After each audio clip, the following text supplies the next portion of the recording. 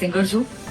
મેં ચૌધરી અશોક કુમાર સાથે લગ્ન કરેલ છે, જેથી મેં ઘણા સમયથી મારા પરિવારને મનાવવાનો ખૂબ પ્રયત્ન કરેલ, પણ તેઓ મારા લગ્નના વિરુદ્ધમાં હોવાથી ગઈકાલે મારા પતિને મેં જાણ કરેલ અને તેઓ મને આવીને લઈ ગયેલ. આખા રબારી સમાજને જણાવવા માંગુ છું કે હું મારા સમાજની ખૂબ કદર કરું છું, પરંતુ મારી મરજીથી લગ્ન કરવા માટે મને બદનામ કરવામાં આવી રહી છે. એ ખોટું છે. મને તેમજ મારા પતિને જીવનું જોખમ છે. નમસ્કાર, આપની સાથે હું આકાંક્ષા. તમે જોઈ રહ્યા છો ઓવર રાજકોટ. વાત કરવી છે કિંજલ રબારીની. છેલ્લા થોડા સમયથી સોશિયલ મીડિયા પર જેઓ ચર્ચાનો વિષય બન્યા હતા અને તેમણે પોતે આંતરજ્ઞાતીય લગ્ન કરી લીધા હતા અને ઘરેથી જતા રહ્યા હતા, ત્યાર પછી આ વિવાદ સર્જાયો હતો. સમાજના લોકો દ્વારા પણ એ જે છોકરો છે તેની સામે કાર્યવાહી કરવાની માંગ કરવામાં આવી, તો તેની સામે કિંજલે પણ સોશિયલ મીડિયા પર વિડીયોઝ બનાવ્યા અને કઈ રીતની પરિસ્થિતિ સર્જાણી હતી, શું કામ તેણે આ પગલું લીધું છે, એ બધા પ્રકારના એણે પણ વિડીયો બનાવ્યા. એટલે ઘણા 3-4 દિવસની આપણે વાત કરીએ તો સોશિયલ મીડિયા પર અત્યારે આમને સામને તર્ક વિતર્ક અલગ અલગ પ્રકારના જવાબો મળી રહ્યા હતા. આ જે અત્યારે કેસ છે એમાં અત્યારે નવો વળાંક સામે આવ્યો છે. નવો વળાંક એ છે કે એમણે મરજીથી જે લગ્ન કર્યા હોવાના દાવા અને સુરક્ષાની માંગણી કરતા એમણે જે વિડીયો શેર કર્યો, ત્યાર પછી મોડી રાત્રે બે સમાજના આગેવાનોની બેઠક મળી હતી અને તેમાં કિંજલે તેના પરિવારને સોંપવાનો નિર્ણય કરાયો છે. ખાસ આપણે વાત કરીએ તો કિંજલ રબારીની ઘર વાપસી પર સામાજિક આગેવાન ઠાકરસિંહ રબારીએ જણાવ્યું કે સમાજની એકતાની જીત થઈ છે. મા બાપ અને તેના સમાજમાં પ્રેમને સમજી પોતાના ટૂંકા ગાળામાં જ પ્રેમને છોડીને દીકરી પરત આવી છે, એનો અમને આનંદ છે. રાધનપુરના રબારી સમાજના યુવાનોએ ફોજ બનીને મહેનત કરી, જેથી આ સુખદ પરિણામ આવ્યું છે. તે યુવાનોના ચરણોમાં પણ હું વંદન કરું છું અને કિંજલ રબારીએ જાતે નિર્ણય લીધો અને તે પોતે પરત આવી છે. આ રીતની વાત તેમના દ્વારા કરવામાં આવી છે. ટૂંકમાં એ પણ સમજી લઈએ કે સમગ્ર મામલો બન્યો તો શું. રાધનપુરના સિનાડ ગામની વતની છે અને કોયલ કંઠી ગાયિકા કહેવાય છે.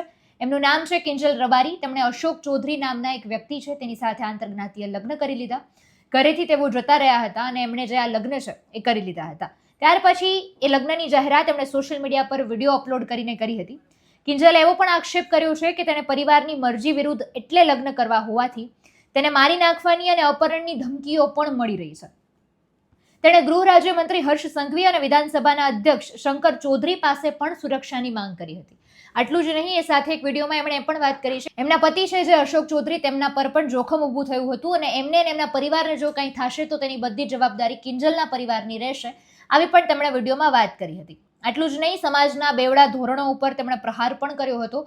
જ્યાં સુધી હું કમાતી હતી ત્યાં સુધી હું સારી હતી, પણ અંગત નિર્ણય લીધો તો હું ખોટી થઈ ગઈ. એટલે આ રીતે સમાજની સામે પણ ઘણું બધું બોલ્યા હતા વિડીયોમાં અને પોતાની વાત છે એ રાખી હતી. જો કે આ મામલે રબારી અને ચૌધરી સમાજ વચ્ચે તણાવ વધતા બંને સમાજના આગેવાનોએ મહત્વપૂર્ણ બેઠક યોજી હતી અને આ બેઠકમાં થયેલી ચર્ચા મુજબ અંતે ચૌધરી સમાજના આગેવાનોએ કિંજલ રબારીને તેના પરિવારને પરત સોંપવાની બાંહેધરી આપી હતી. એટલે બંને પક્ષ તરફથી તણાવ ખૂબ વધે એમ હતો અને આનું પરિણામ કદાચ નકારાત્મક પણ આવી શકે, કારણ કે પરિસ્થિતિ વણસી ગઈ હતી. એટલે બંને સમાજના આગેવાનો ભેગા થયા અને નિર્ણય લેવાયો કે હવે કિંજલ પોતાના ઘરે જતી રહેશે.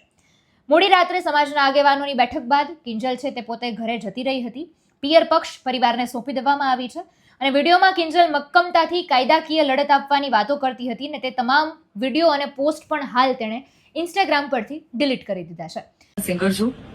મેં ચૌધરી અશોક કુમાર સાથે લગ્ન કરેલ છે, જેથી મેં ઘણા સમયથી મારા પરિવારને મનાવવાનો ખૂબ પ્રયત્ન કરેલ, પણ તેઓ મારા લગ્નના વિરુદ્ધમાં હોવાથી ગઈકાલે મારા પતિને મેં જાણ કરેલ અને તેઓ મને આવીને લઈ ગયેલ. ત્યારથી સોશિયલ મીડિયા પર તેમજ ખૂબ જ મારા પતિ વિશે જે તે લખેલું મેં જોયું છે, જેથી હું બધાને તેમજ આખા રબારી સમાજને જણાવવા માંગુ છું કે હું મારા સમાજની ખૂબ કદર કરું છું, પરંતુ મારી મરજીથી લગ્ન કરવા માટે મને બદનામ કરવામાં આવી રહી છે. એ ખોટું છે. મને તેમજ મારા પતિને જીવનું જોખમ છે, એટલે મેં એડવોકેટનો સંપર્ક કરી અને તેમજ મારા પતિના જીવના જોખમ માટે પોલીસ પ્રોટેક્શન માંગવા કાયદેસરના પગલાં લીધેલ છે, જેથી મારા લગ્નને લઈને કોઈ પણ અફવા કે વાતો ફેલાવવી નહીં.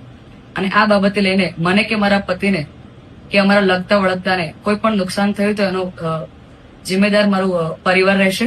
કાયદાકીય જેટલી પણ વાત કરતી હતી, વિડીયો પણ ડિલીટ કરી દેવામાં આવ્યા છે અને હવે પોતે ઘરે પણ જતી રહી છે. એટલે આ રીતે અત્યારે આંતરજ્ઞાતીય લગ્નનો આ જે કેસ છે તેનો આ વળાંક જોવા મળ્યો છે. સમગ્ર મુદ્દાને તમે કઈ રીતે જોવો છો એ કમેન્ટમાં જણાવજો. ફરી મળીશું. હવે મને રજા આપશો. નમસ્કાર.